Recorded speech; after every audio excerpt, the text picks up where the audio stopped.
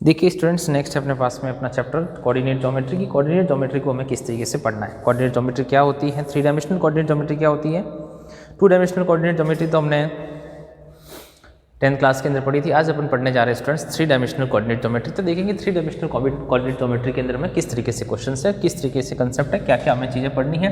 चीज़ें वही हैं सारी जो हमने 10th क्लास में पढ़ी थी, बस कुछ चीज़ें हैं जिनके नाम चेंज हो गए हैं और एक कोऑर्डिनेट्स और बढ़ जाएगा z। देखिए कैसे, तो मैंने यहाँ पे एक 3 डायमेंशनल आपके पास में डायग्राम बनाया है, 3 डायमेंशनल कोऑर्डिनेट आपके पास में जो एक 3D स्पेस है, ओके, जो एक आपके पास में। तो इसके अंदर देखेंगे आपके पास में कि एक आपका एक्स एक्सिस है जो पहले जैसा होता था वैसा ही है एक्स एक्सिस, एक वाई एक्सिस है और एक जेड एक्सिस है। एक एक्सिस क्या होगी जो ज़्यादा हो जाएगी, जो क्या रहेगी 3 डायमेंशनल रहेगी, ओके, 3 डायमेंशनल अपने पास में रहेगी। तीनों axis x axis y axis और z axis 90 degree to each other, एक दूसरे से 90 डिग्री एंगल पे है तीनों एक्सिस पे।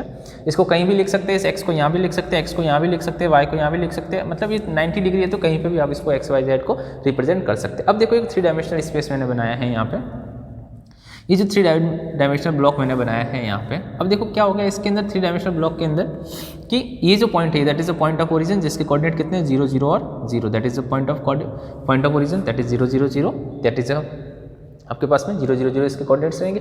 दूसरी चीज़ आपके पास में देखो कि मैंने एक पॉइंट यहाँ पे बनाया है, 3 कोऑर्डिनेट्स रहेंगे क्योंकि एक एक्स के लिए, एक वाई के लिए और एक जेड के लिए, ठीक है।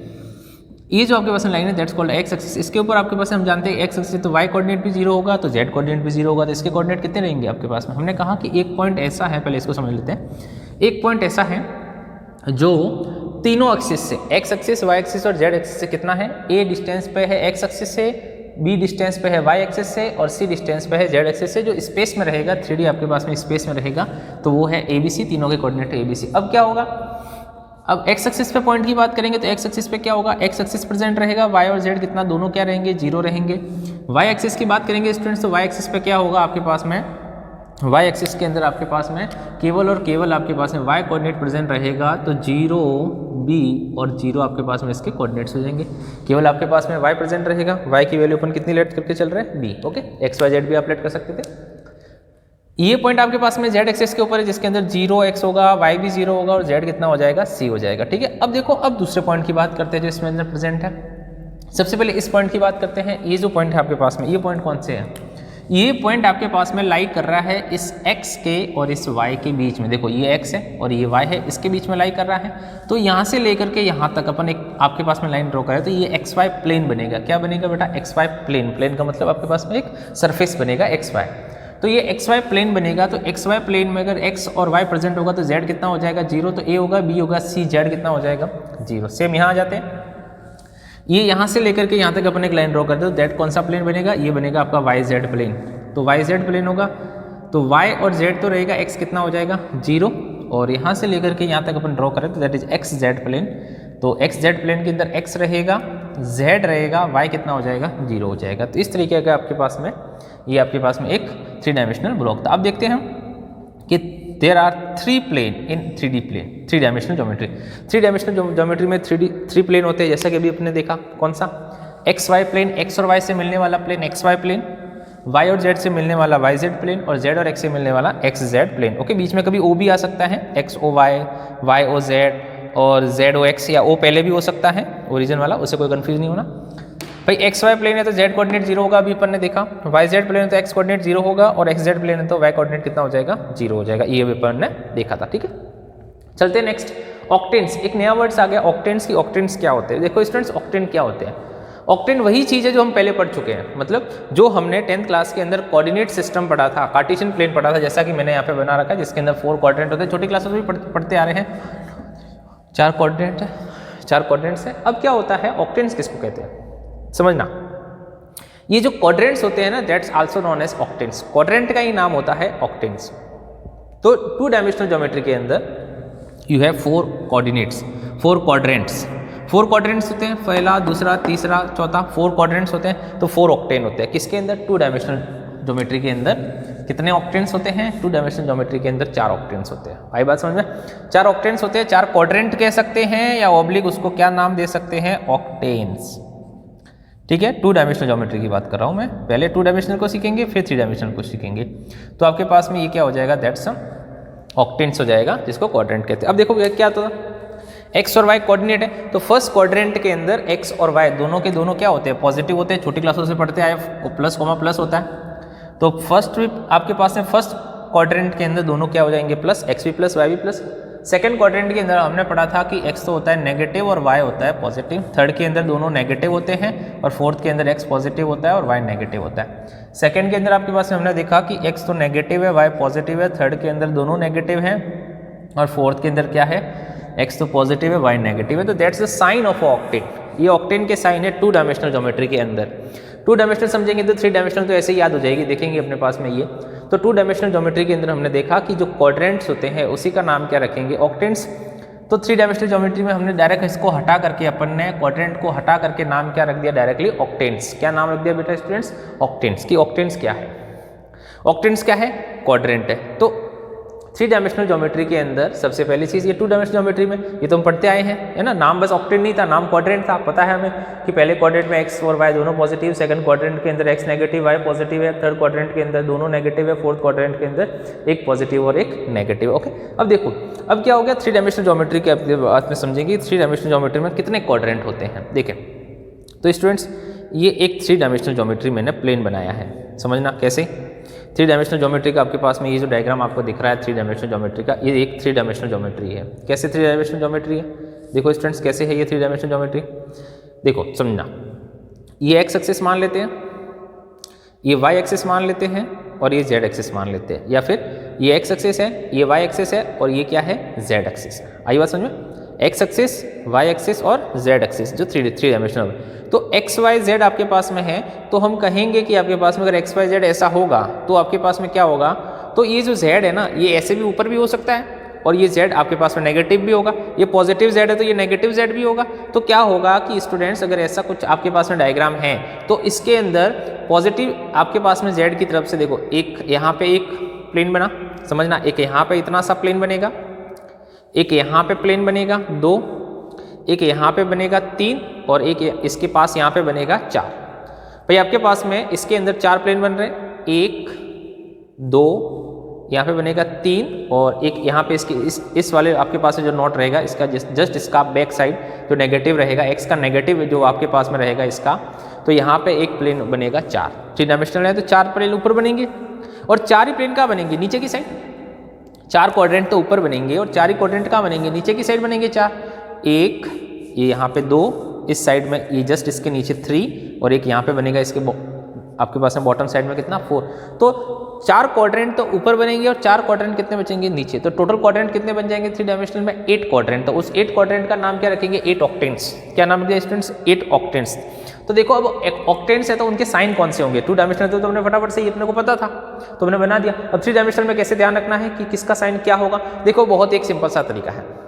क्या सिंपल सा तरीका है, समझना कि आपके पास में समझ लो क्या है कि थ्री डायमेंशनल ज्योमेट्री में जो ऑक्टेंट्स होंगे वो कौन कौन से ऑक्टेंट्स होते हैं वो समझेंगे पहले। टू डायमेंशनल ज्योमेट्री के ऑक्टेंट्स मैंने यहाँ लिखे हैं, थ्री डायमेंशनल ज्योमेट्री के ऑक्टेंट्स अभी लिखने जा रहे हैं। देखो तो सबसे पहले क्या होगा, सबसे पहले जो हमने ये लिखा हुआ है, ये जो लिखा हुआ है 4 क्वाड्रेंट्स एक्स के 4 क्वाड्रेंट वाई के, ये तो एज इट इज रहेंगे। इसके साथ क्या लग जाएगा, बस एक्स लग जाएगा, जेड लग जाएगा। क्या लग जाएगा, जेड लग जाएगा।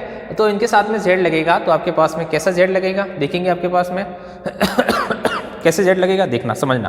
तो सबसे पहले इसको लिखेंगे एक्स वाई और इसके साथ में क्या लगाना है, जेड। तो पहले क्वाड्रेंट में क्या रहेगा, एक्स भी प्लस वाई भी प्लस और जेड भी प्लस।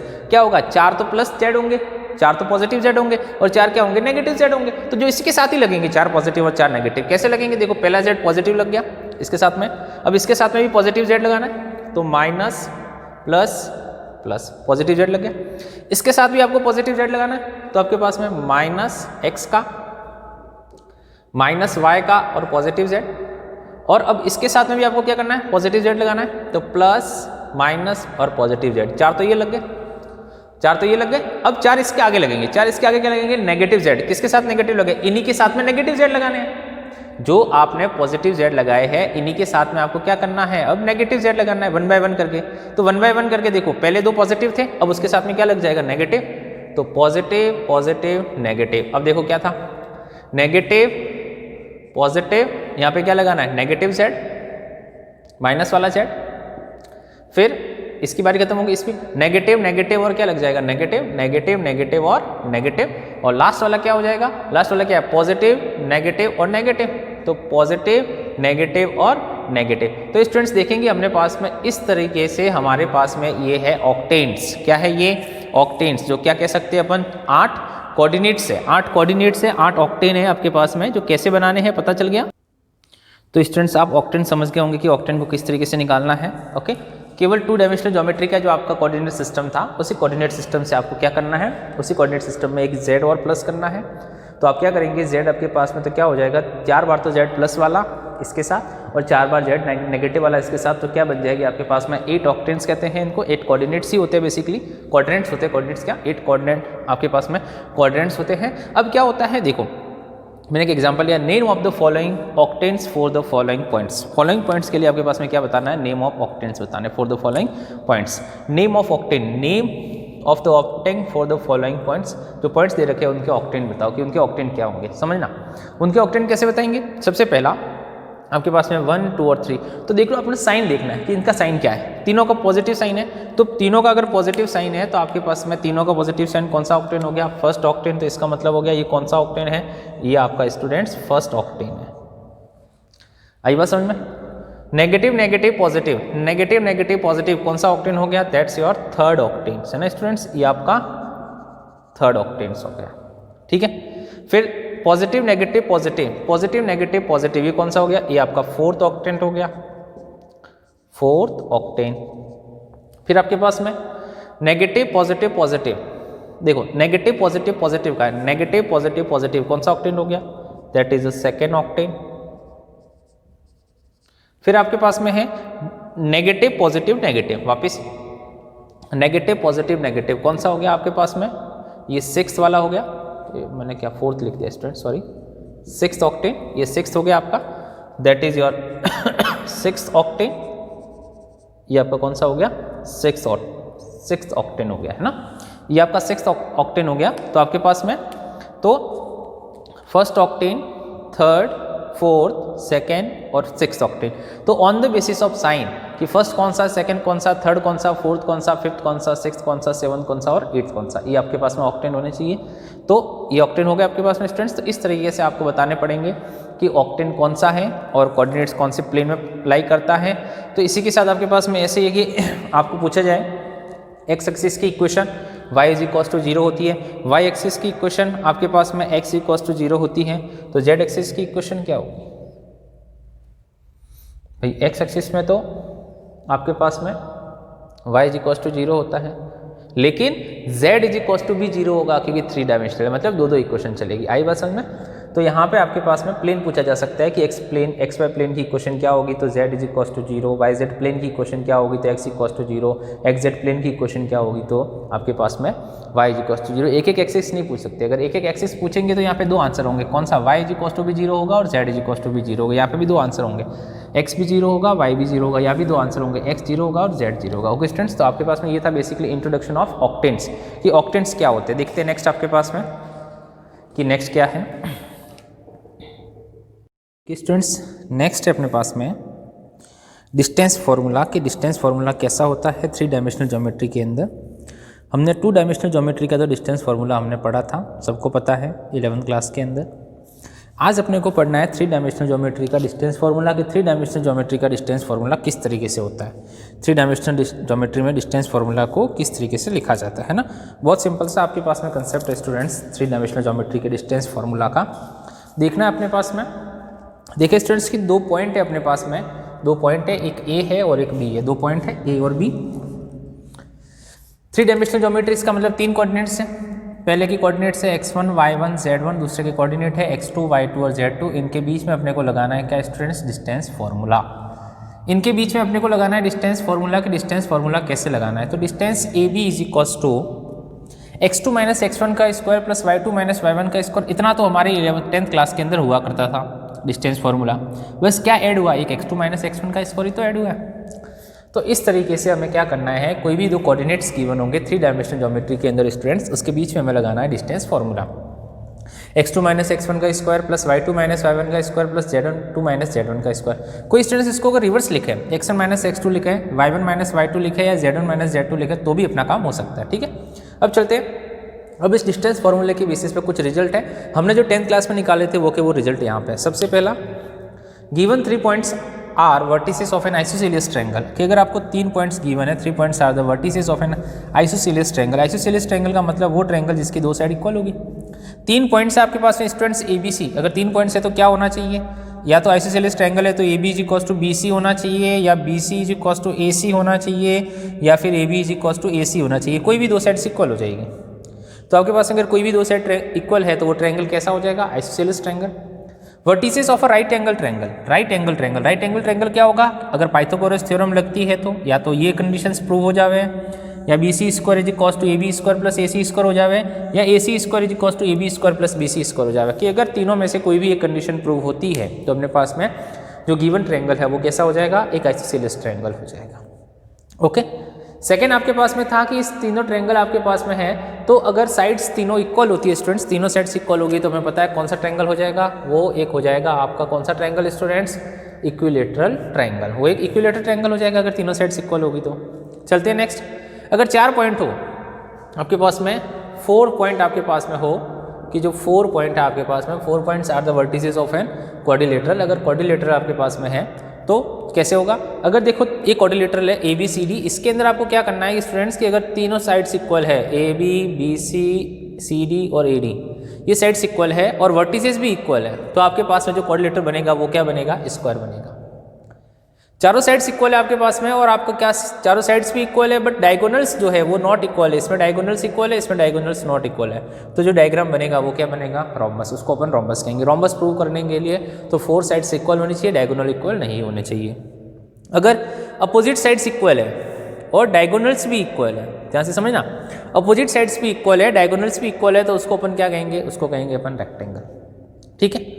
डिस्टेंस के बेसिस पे तो यही निकाल सकते हैं। और अगर अपोजिट साइड्स इक्वल है बट डायगोनल्स इक्वल नहीं है, डायगोनल्स इक्वल नहीं है तो उसको कहेंगे पैरेललोग्राम। पैरेललोग्राम में साइड्स पैरेलल भी होती है, ओके, पर पैरेलल हम डिस्टेंस के बेसिस से प्रूव नहीं करेंगे, इतना सा प्रूव होगा तो भी हम उसको पैरेललोग्राम कह सकते हैं। That is a property of parallelogram, opposite sides are equal, that's given. आपके पास में जो डायग्राम बनेगा उसको अपन क्या कहेंगे, पैरेललोग्राम कहेंगे, ठीक है। और एक आपके पास में था इसके अंदर और भी है कि कोलिनियरिटी का कंसेप्ट, कि ABC 3 पॉइंट्स कोलिनियरिटी है तो कोलिनियरिटी में क्या होता है आपके पास में, AB plus BC is equal to क्या होता है, AC, ये भी पता है। That is a condition of collinearity की AB plus BC is equal to AC होगा तो कंडीशन क्या हो जाएगी, वो कोलिनियरिटी की हो जाएगी, वो उसको अपन कोलिनियरिटी कह सकते हैं, ठीक है। तो कोलिनियरिटी भी अपन से पूछेगा तो अपने को तीनों डिस्टेंस निकालनी है, कोलिनियरिटी यूज करनी है, ठीक है। चलते हैं नेक्स्ट देखें, सेक्शन फॉर्मूला, कि सेक्शन फॉर्मूला क्या होता है। सेक्शन फॉर्मूला 3 डायमेंशनल का, 2 डायमेंशनल का हमने पढ़ा था 10th क्लास के अंदर, अब 3 डायमेंशनल का है। तो 2 तरह का सेक्शन होगा, एक होगा इंटरनल सेक्शन और एक होगा एक्सटर्नल सेक्शन। तो सबसे पहले देखते हैं इंटरनल सेक्शन 3 डायमेंशनल ज्योमेट्री में कैसा होता है। एक पॉइंट है C जो 2 पॉइंट A और B को m/n के अंदर डिवाइड कर रहा है। कौन से रेशियो में स्टूडेंट्स, m/n में डिवाइड करता है। तो क्वेश्चन क्या पूछा जाएगा, क्वेश्चन ये पूछा जाएगा कि C के कोऑर्डिनेट बताओ, पहला। दूसरा आपसे ये पूछा जाएगा m और n की वैल्यू बताओ, ये आपसे ये पूछा जाएगा, 3 दे दिया आपके पास में, B के कोऑर्डिनेट पूछे जाएंगे, या फिर इस सिचुएशन में A के कोऑर्डिनेट पूछे जा सकते हैं। मतलब कुल मिलाकर कितनी चीज़ें पूछी जाएगी, A के कोऑर्डिनेट पूछ सकते हैं, B के कोऑर्डिनेट पूछ सकते हैं, C के कोऑर्डिनेट पूछ सकते हैं और आपके पास में रेशियो पूछ सकते हैं। तो आपके पास में 1 2 3 और 4 है, 4 में से आपको 3 चीज़ें दे रखी होगी और एक की वैल्यू आपसे पूछ सकता है। तो सेक्शन फॉर्मूले के लिए कोऑर्डिनेट क्या होता है, x की कोऑर्डिनेट क्या हो जाएगा कि ये जो x की वैल्यू लिखेंगे तो ये m कोऑर्डिनेट है वो x से मल्टीप्लाई करेगा, ये इससे मल्टीप्लाई करने जाएगा x2 से तो mx2, और इधर का n है वो x से मल्टीप्लाई करेगा तो nx1 upon m plus n, according to 10th class same ऐसे होता था। फिर जब y की बारी होगी तो ये कोऑर्डिनेट किससे मल्टीप्लाई करेगा, इधर से y से, ये जो कोऑर्डिनेट है m किस, ये m वैल्यू किससे मल्टीप्लाई करेगा, y से, और इधर का ये कोऑर्डिनेट किससे मल्टीप्लाई करेगा, y से, तो y आ गया m y2 plus n y1 upon m plus n। और जब z की बारी करेगी तो किससे मल्टीप्लाई करेगा, z2 से, तो इधर से ये वाला किससे मल्टीप्लाई करेगा, z से, तो क्या हो जाएगा m z2 plus n z1 upon m plus n। तो that's your internal section formula. अब एक्सटर्नल सेक्शन कैसा होगा, कौन सा सेक्शन निकालना है, ये हमें बुक के अंदर गिवन होगा, है ना, ये क्वेश्चन के अंदर गिवन होगा कि इंटरनल निकालना है स्टूडेंट्स के एक्सटर्नल निकालना है, ओके। तो ये हो गया आपके पास में एक्सटर्नल सेक्शन फॉर्मूला क्या होगा, बस कुछ नहीं करना है, जहाँ प्लस आ रहा है उस साइन को क्या कर देने थे, माइनस, ओके। 3 डायमेंशनल ज्योमेट्री में एक्सटर्नली पॉइंट्स को बनाना थोड़ा सा पॉसिबल नहीं है क्योंकि 2 डायमेंशनल प्लेन है अपने पास में। तो आपको क्या ध्यान रखना है कि जब भी एक्सटर्नल की बात करेंगे आपको क्या करना है, इस प्लस को हटा करके बीच में क्या लगाना है स्टूडेंट्स, माइनस लगाना है। प्लस को हटा करके माइनस लगाना है, जब प्लस को हटा करके माइनस लगाएंगे तो हमारा काम हो जाएगा। ओके, तो दैट्स करोगे सेक्शन फार्मूला, और सेक्शन फार्मूला आपके पास में आपको यूज़ करना है। तो ये है स्टूडेंट्स बेसिक कंसेप्ट, ये अपना बेसिक कंसेप्ट है चैप्टर नंबर 12 के लिए। अगर ये कंसेप्ट अपने को पता है, ये बेसिक कंसेप्ट अगर अपने को पता है तो अपन एक्सरसाइज को बड़े इजीली से कर सकते हैं। ओके स्टूडेंट्स, देखिए स्टूडेंट्स नेक्स्ट है अपनी एक्सरसाइज 12.1 की 12.1 को हमें किस तरीके से करना है ना, जो अपन ने अभी वीडियो में देखा था उसी के बेसिस पे 12.1 है। बहुत ही सिंपल सी एक्सरसाइज है। देखिए स्टूडेंट्स देखते हैं क्वेश्चन क्या कहता है। पहला, point on the x axis what is the coordinate of y और जेड। अगर एक्स एक्सिस के ऊपर है तो what is the coordinate of y coordinate and z coordinate, दोनों कितने हो जाएंगे, जीरो। सभी को पता चल गया है कि एक्स भी जीरो हो जाएगा और वाई भी जीरो हो जाएगा, जैसा कि अभी अपन ने आपके पास में देखा था कि y इक्वल्स टू जीरो और z इक्वल्स टू जीरो हो जाएगा। तो कौन सा एक्सिस हो जाएगा, एक्स एक्सिस। ठीक है, सेकंड कह रहा है अब point on x Z plane, x Z plane है तो y कोऑर्डिनेट कितना था, y कोऑर्डिनेट जीरो था, ये भी देखा था हमने, y कोऑर्डिनेट जीरो था। ठीक है, फिर थर्ड क्या कहते हैं, name of the octane which is the following points. ये पॉइंट्स दे रखे हैं, इनके ऑक्टेन बताना। तो ऑक्टेन का मतलब क्या था स्टूडेंट्स, ऑक्टेन का मतलब क्वाड्रेंट था। जैसे पहला तो अपन देखेंगे तीनों पॉजिटिव है, 1 भी पॉजिटिव, 2 भी पॉजिटिव, 3 भी पॉजिटिव, तो ये क्या हो जाएगा, ये फर्स्ट ऑक्टेन हो गया। दूसरा देखिए आपके पास में एक्स पॉजिटिव, वाई नेगेटिव और जेड पॉजिटिव, तो आपके पास में ये फोर्थ ऑक्टेंट हो गया। तो इस तरीके से आप सबके जो अपन ऑक्टेंट पढ़े थे उन सबके ऑक्टेंट के नाम बता सकते हैं आप। ठीक है, नेक्स्ट आपके पास में देखते हैं fill in the blank. Blank आपके पास में जो ब्लैंक स्पेस है इसको फिल करना है। X and y axis taken together the determine the plane is x Y plane, उसको एक्स वाई प्लेन कहते हैं, अभी अपन ने देखा था। Coordinate of a point where y x Y plane are in the form of, x Y plane है तो कोऑर्डिनेट्स कौन सी फॉर्म में होगा, एक्स होगा, वाई होगा और जेड कितना हो जाएगा, जीरो। और लास्ट वाला coordinate of a plane divide the space into 8 octants, 8 octants के अंदर डिवाइड करता है। बहुत सिंपल सा, ऐसी सिंपल एक्सरसाइज हो ही नहीं सकती। तो दैट्स 12.1। देखते हैं स्टूडेंट्स 12.2 कि 12.2 में अपने को क्या करना है।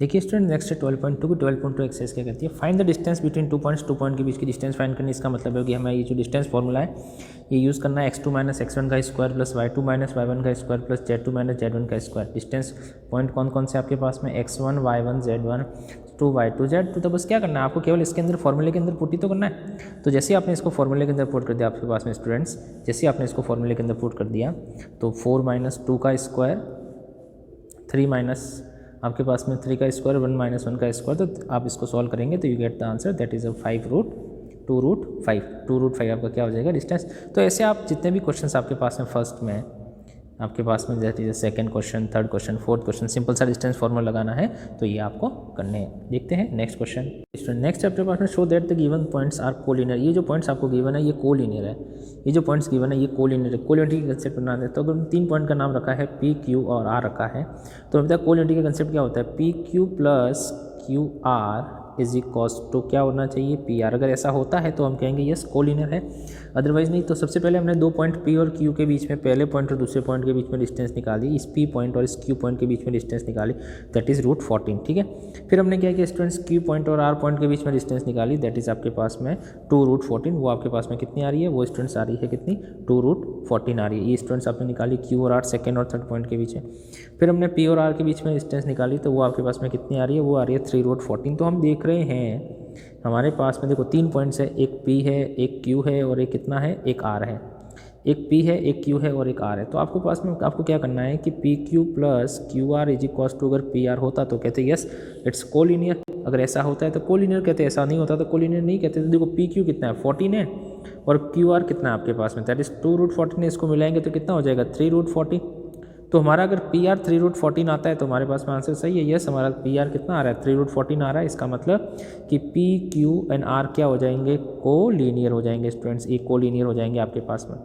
तो इस तरीके से आप ये क्वेश्चन कर सकते हो। कौन सा था क्वेश्चन नंबर सेकंड, बहुत सिंपल सा है। क्वेश्चन नंबर देखते हैं नेक्स्ट। क्वेश्चन थर्ड देखो, क्वेश्चन थर्ड आपको ये कह रहा है स्टूडेंट्स की वेरीफाई द फॉलोइंग कि is the vertices of isosceles triangle, right and triangle, vertices of the parallelogram. तो हमने जो प्रॉपर्टी पढ़ी थी आइसोसेलेस ट्रायंगल की, राइट एंगल ट्रायंगल की और पैरेललोग्राम की, उसकी प्रॉपर्टी को हमें यहाँ पे यूज़ करना है। तो हम क्या करेंगे आपके पास में स्टूडेंट्स, उनकी प्रॉपर्टी को यहाँ पे यूज़ करना है। तो देखिए पहले क्वेश्चन अपन करते हैं, कोऑर्डिनेट्स लिख दिए 0 7 -10 1 6 -6 4 9 -6 are the denoted by A B C. A B C को डिनोट कर दिया आपके पास में।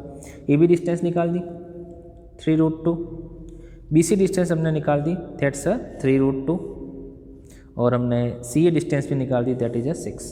तीनों डिस्टेंस निकाल दो आप, ए बी बी सी और सी। तो इसने कहा था पहला क्वेश्चन कि are the vertices of an isosceles triangle, ये आइसोसेलेस ट्रायंगल के वर्टिसेस होने चाहिए। अगर आइसोसेलेस ट्रायंगल के वर्टिसेस, इसका मतलब कि ए बी और बी सी दोनों क्या होने चाहिए, दोनों इक्वल होने चाहिए। तो 3√2 और 3√2 इक्वल हो गई, yes are the vertices of isosceles triangle.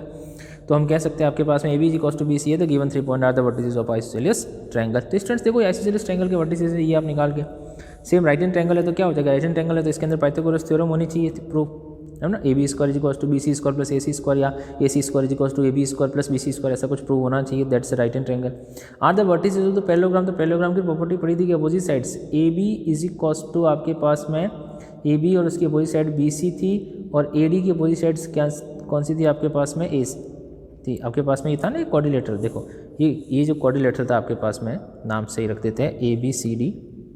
तो ए बी की अपोजिट साइड्स कौन, सी डी, ये इक्वल होनी चाहिए, और ए डी की अपोजिट साइड कौन, बी सी, ये इक्वल होनी चाहिए।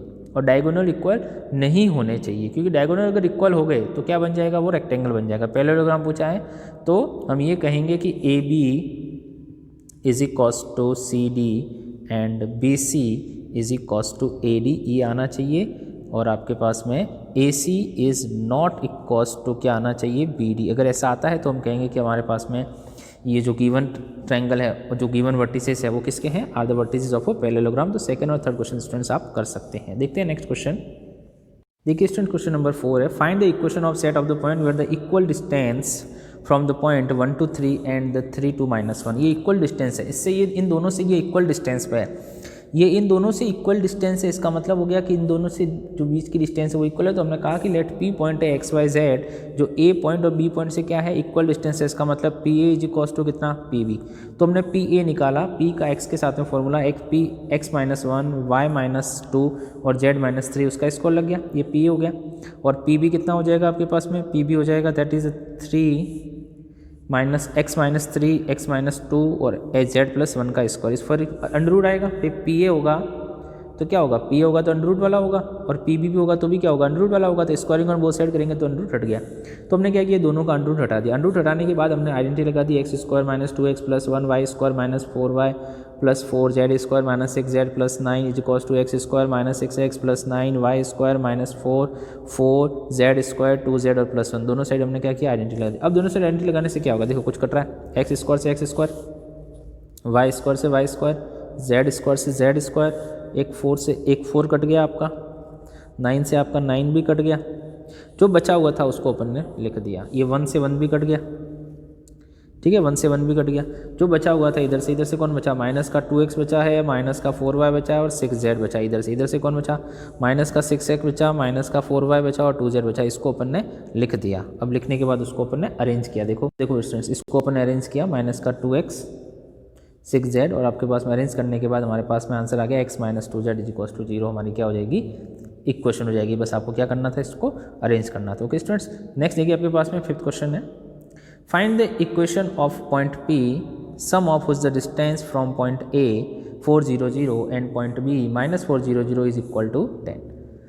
Equation of point P, set of point P की इक्वेशंस फाइंड करनी थी, जिसके A से डिस्टेंस और B से डिस्टेंस का आपके पास में सम कितना है, with the distance from equation the set of the sum, उसका सम कितना है, PA + PB is equal to कितना है, 10। ये सब सारे क्वेश्चंस अपने 10th क्लास में कर रखे हैं ना। PA + PB is equal to कितना है, 10 है। तो देखो PA + PB is equal to हमने 10 कर दिया। P अपना रहा वही x y z, तो PA + PB is equal to 10। PA ये हो गया x - 4 का स्क्वायर y² z², इससे निकाला, x + 4 का स्क्वायर y² z² ये इससे निकाला, इज इक्वल टू 10 है। इसको सॉल्व करना है तो इसको सॉल्व करते हैं।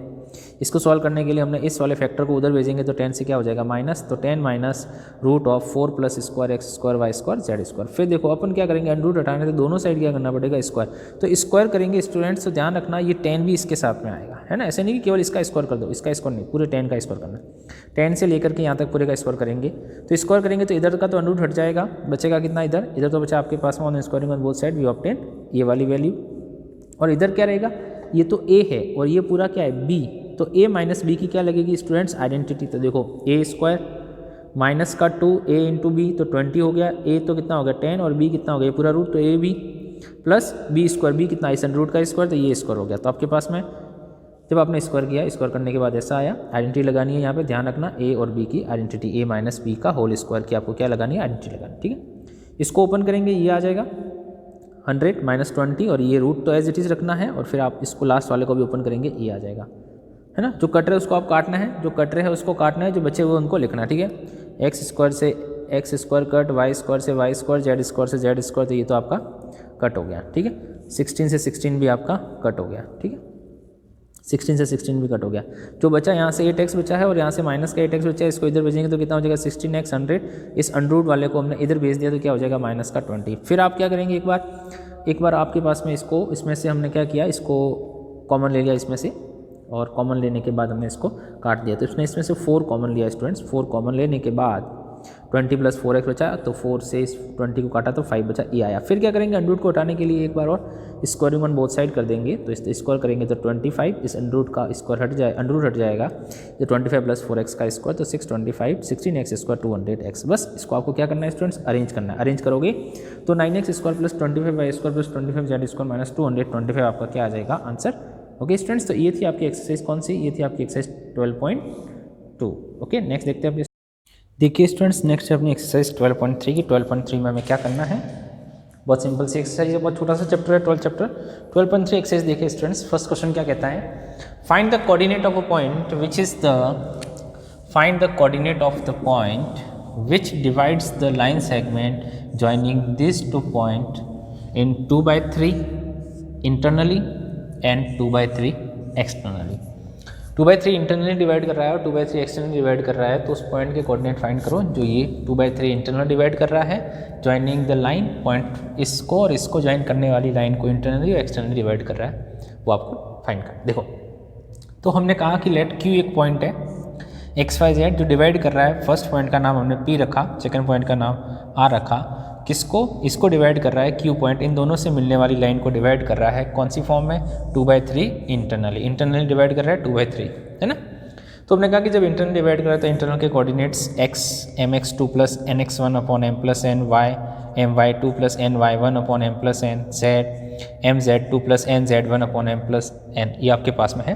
तो आपको क्या करना है, 2/3 डिवाइड कर रहा है तो आपके पास में सब सारी वैल्यू है, m है आपके पास में 2, n है 3, x1 है आपके पास में 2, x2 कितना है 3, और x आपके पास में x1 आपके पास में है 2, x2 आपके पास में, ये स्टूडेंट्स है x1, ये आपके पास में y1 और ये कौन है z1, ये कौन है x2, ये कौन है y2 और ये कौन है z2।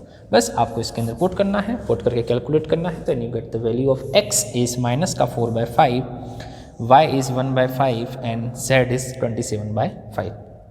चलते हैं एक्सटर्नली डिवीजन में, कि एक्सटर्नली डिवीजन आपको किस तरीके से करना है, एक्सटर्नली डिवीजन कैसे करना है। तो एक्सटर्नली डिवीजन में आप देखेंगे कि एक्सटर्नल डिवीजन जो करना है आपको क्या करना था एक्सटर्नल डिवीजन में स्टूडेंट्स, केवल ये बीच का जो प्लस है ना, इसको क्या करना था आपको माइनस करना था। तो कोऑर्डिनेट के बीच में जहाँ जहाँ प्लस था वहाँ हमने क्या कर दिया, माइनस कर दिया। वैल्यू तो जो हमने पहले पुट रखी थी उसको कैलकुलेट कर दिया, तो x -8 आ गया, y 17 आ गया और z कितना आ गया 3। तो इंटरनल और एक्सटर्नल आपके पास में था, वैल्यू पुट करनी है, कैलकुलेट करना है, आंसर आ जाएगा।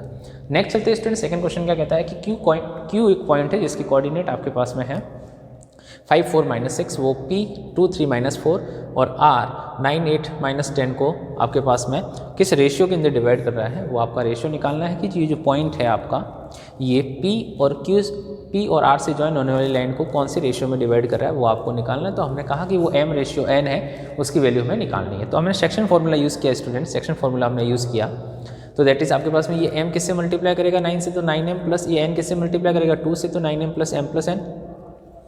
m किससे मल्टीप्लाई करेगा, y कोऑर्डिनेट निकालना 8 से, तो 8m प्लस आपके पास में 2n upon m plus n, और आपके पास m किससे मल्टीप्लाई करेगा माइनस के 10 से, तो माइनस का 10n माइनस का 4n अपॉन m, आपके पास में m प्लस n, ये हो जाएगा।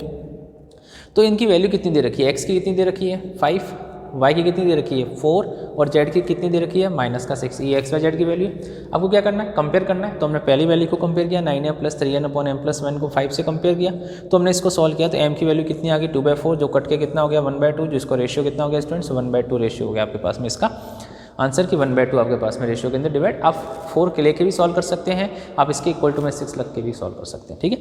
क्वेश्चन नंबर जो 3 है वो आपको होमवर्क करना है, ओके, वाई जेड कोऑर्डिनेट्स की बात कर रहा है तो एक्स 0, एक्स जेड की कह रहा है तो आपके पास में वाई 0, और आपके पास में जेड एक्स की कह रहा है तो वाई 0 कर देंगे, ठीक है। तो ऐसा कुछ आपको क्वेश्चन नंबर 3 में करना है। क्वेश्चन नंबर 4 के by the section formula proof करना है कोलिनियरिटी।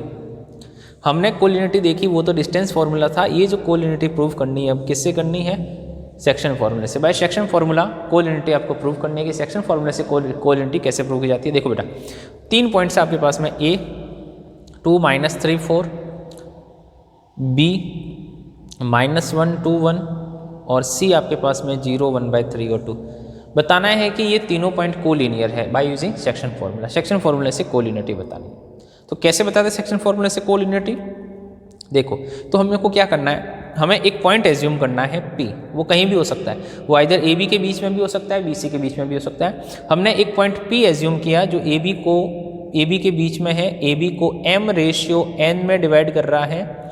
इसके कोऑर्डिनेट कितने हैं, x y और z, किसके, P पॉइंट की, जो कहाँ है, AB के बीच में है। आप BC के बीच में भी लेट एज्यूम कर सकते हो। अब ये P पॉइंट इसको m/n में डिवाइड कर रहा है तो P पॉइंट के कोऑर्डिनेट्स कितने रहेंगे, m × -1 + 2m/m+n, m × 2 + -3n/m+n, m × 1 + 4m/m+n। तो ये आपके पास ये इसके कोऑर्डिनेट्स आ गए।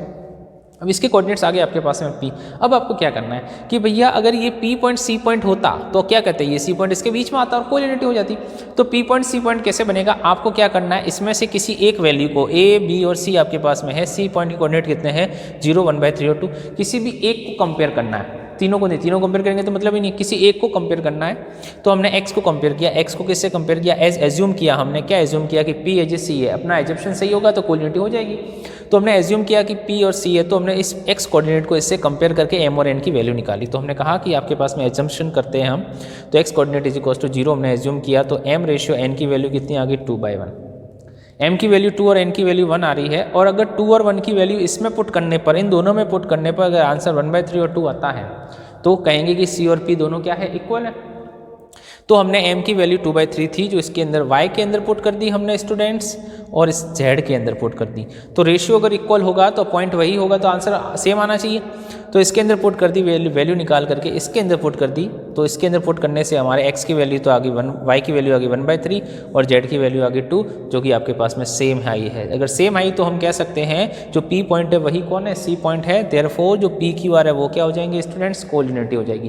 तो आपको कोलिनियरिटी सेक्शन पॉइंट से बतानी है, तो ऐसे बतानी है कि एक पॉइंट एज्यूम करना है जो किसी भी दो पॉइंट के बीच में हो, कोऑर्डिनेट लिखने हैं, फिर एज्यूम्पशन करना है कि वो पॉइंट का एक कोऑर्डिनेट, कोई भी एक कोऑर्डिनेट इसके इक्वल हो, रेशियो निकालना है, पुट करना है, तो आपके पास में आएगा। अब लास्ट बचता है आपका क्वेश्चन नंबर 5, उसके अंदर आपको क्या करना है, ट्राई सेक्शन है।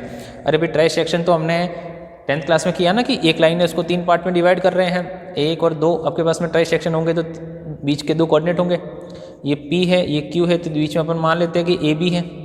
ट्राई सेक्शन में क्या होता था, सबको याद होगा स्टूडेंट्स, 10th क्लास पढ़ के आए अपन, ट्राई सेक्शन में ये होता था कि ये जो पॉइंट है ये इसको 1 आपके पास में यहाँ, 1 यहाँ और 1 यहाँ होता था। 3 सेक्शन में आपके पास में ट्राई सेक्शन होते, इक्वल 3 पार्ट्स होते, तो इक्वल 3 पार्ट्स होते तो 1:1:1 में डिवाइड करता है। तो हम क्या करते हैं, जब इसके कोऑर्डिनेट फाइंड करने होते हैं तो 1 क्या ले लेते हैं यहाँ से 2, ओके, और बी के कोऑर्डिनेट फाइंड करते हैं तो 2 क्या ले लेते हैं 1। तो ट्राई सेक्शन तो इक्वल 3 पार्ट्स आपके पास में होंगे, तो ये पार्ट और ये पार्ट, दैट्स इक्वल 3 पार्ट, जिसको क्या कहते थे 1:1। इसका यूज़ करना है आपको और ट्राई सेक्शन करना है। तो ये 5th क्वेश्चन का काम आपको करना है स्टूडेंट्स। तो इसी के साथ आपकी एक्सरसाइज थी कौन सी, ये 12.3, जिसको आपको इस तरीके से करना है। ओके स्टूडेंट्स, ये थी आपकी 12.3 एक्सरसाइज। ओके स्टूडेंट्स, नेक्स्ट अपनी मिसलेनियस एक्सरसाइज की, मिसलेनियस एक्सरसाइज के क्वेश्चन कैसे करने हैं। फाइंड द, पहला क्वेश्चन कह रहा है फाइंड, आपके पास में कह रहा है 3 vertices of a parallelogram ABCD, ABC आपके पास में ये, find the 4th vertices. 4th vertices find करना है, 3 वर्टिसेस आपको गिवन है। ऐसा क्वेश्चन हमने 10th क्लास में किया था वही है। तो हमने ABC आपके पास में 3 वर्टिसेस है, ABC, D की वैल्यू में फाइंड करनी है, जिसको हमने लेट किया कितना, x y z है ना स्टूडेंट्स। अब अपने पैरेललोग्राम में इसका मतलब ये हो गया कि ये जो लाइन है AC, इसमें जो O पॉइंट है वो क्या है, इसका बाइसेक्टर है, मिड पॉइंट है। मिड पॉइंट है, इसका मतलब ये हो गया कि इस O के कोऑर्डिनेट आपके पास में है, और ये जो O है ये BD का भी मिड पॉइंट है, ये x y z है। तो O के कोऑर्डिनेट B पॉइंट का मिड पॉइंट O है, और आपके पास में AC लाइन का भी मिड पॉइंट O है। O आपके पास में क्या है, AC लाइन के लिए भी मिड पॉइंट है, और आपके पास में बी डी का भी मिड पॉइंट है, दोनों का मिड पॉइंट एक ही है, तो दोनों के कोऑर्डिनेट्स क्या होंगे आपके पास में इक्वल। तो हमने कहा कि mid point of A C is equals to mid point of B D, जो कि कौन है अपना ओ है। तो आपके पास में ए सी के मिड पॉइंट की कैसे निकालते हैं, इसका x प्लस इसका x डिवाइड बाई 2, इसका y प्लस इसका y डिवाइड बाई 2, इसका z प्लस इसका z डिवाइड बाई 2, तो that is a mid point. और बी डी का मिड पॉइंट कितना, ये कितना बी पॉइंट आपके पास में कितना है, तो 1 plus x divide by 2 that's your mid point, y plus आपके पास में 2 divide by 2 that is mid point, और z minus 4 divide by 2 mid point. तो ये दोनों इक्वल होंगे। अगर ये दोनों इक्वल है तो आप कैसे करेंगे कि आपके पास में पहली वाली वैल्यू जो 1 आ रहा है वो आपके पास में x प्लस 1 के इक्वल, 0 y प्लस 2 के इक्वल, और 2 किसका z माइनस 4/2 के इक्वल हो गया। तो एक्स वाई जेड आ गया, और एक्स वाई जेड ये स्टूडेंट्स आपके पास में क्या था, आपके पास में आंसर था। एक्स वाई जेड के कोऑर्डिनेट फाइंड करने थे, तो ये जो आपके पास में जो आपने जैसा 10th क्लास में किया था वही मिड पॉइंट आपको यहाँ पे यूज़ करना है। देखते हैं आपके पास में नेक्स्ट क्वेश्चन है, सेकंड क्वेश्चन क्या कहता है। सेकंड क्वेश्चन ये कह रहा है find the length of a median of a triangle. इन तीनों वर्टिसेस से बनने वाले ट्रायंगल की जो मीडियन है उनकी लेंथ फाइंड करनी है। तो देखो स्टूडेंट्स, हमने जो ट्रायंगल बनाया है ए बी सी है, ये ए बी सी ट्रायंगल है, एक मीडियन ए डी है, एक मीडियन बी ई है, और एक मीडियन कितनी है सी एफ है।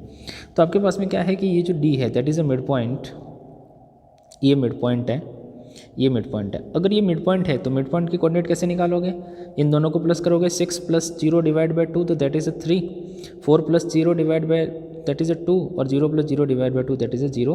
तो 3, 2 और 0 आपके पास में क्या हो जाएगा, ये मिड पॉइंट हो जाएगा। वैसे ई के कोऑर्डिनेट्स निकालेंगे तो आपके पास में कितना हो जाएगा, 3, 0 और 3 हो जाएगा, और एफ के मिड पॉइंट निकालेंगे तो कितना हो जाएगा, 0, 2 और 3 हो जाएगा।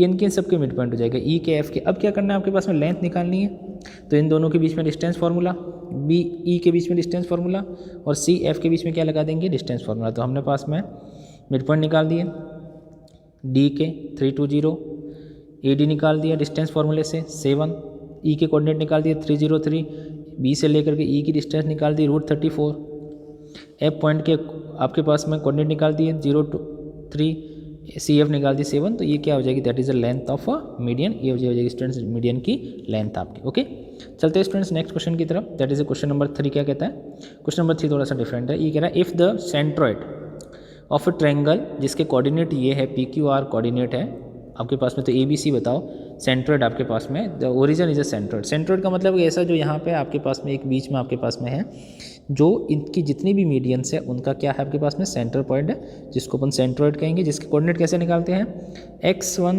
प्लस x2 प्लस x3/3, मतलब पहला कोऑर्डिनेट होता है x1 plus x2 plus x3/3, फिर होता है y1 plus y2 plus y3/3, फिर होता है z1 plus z2 plus z3/3 होता है। ये 3 कोऑर्डिनेट्स होते हैं, x1 plus x2 plus x3/3, y1 plus y2 plus y3/3, और z1 plus z2 plus z3/3। अब कह रहा है कि इसकी जगह कौन गिवन है अपने को स्टूडेंट्स, 0 0 0 गिवन है, ओरिजिन गिवन है। तो देखो किस तरीके से करना है, हमने कहा आपके पास में सेंट्रोइड ऑफ द आपके पास में triangle whose vertices are x1 x2 x3, तो कोऑर्डिनेट्स क्या हो गए, x1 plus x2 plus x3/3, y1 plus y2 plus y3/3, z1 plus z2 plus z3/3। तो हमने कहा कि जो वैल्यू आपको गिवन है that's x1 y1 z1, x2 y2 z2 और x3 y3 z3।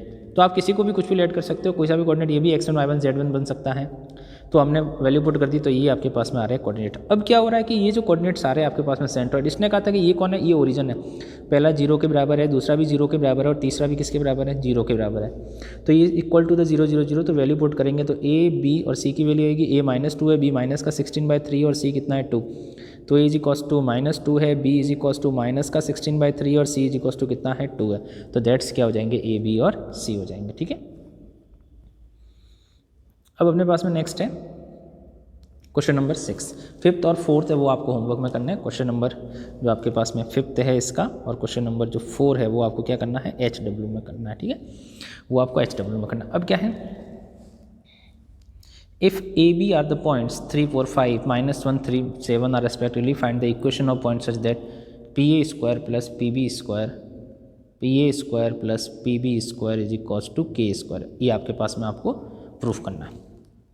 ठीक है, देखो तो आपके पास में P एक सच दैट पॉइंट है, P की कोऑर्डिनेट हमने लेट की XYZ, तो हमने सबसे पहले PA निकाली, PA², तो PA² आपके पास में आ रहा है x² plus 6x minus y² minus 8y plus z² minus 10 plus 50। PB² निकाला तो आपके पास में ये आ रहा है x² plus 2x plus y² minus 6y, z² minus 14z plus 59, ये आ रहा है PB²। अब क्या करना है, PA² प्लस PB² के बराबर क्या रखना है, K²।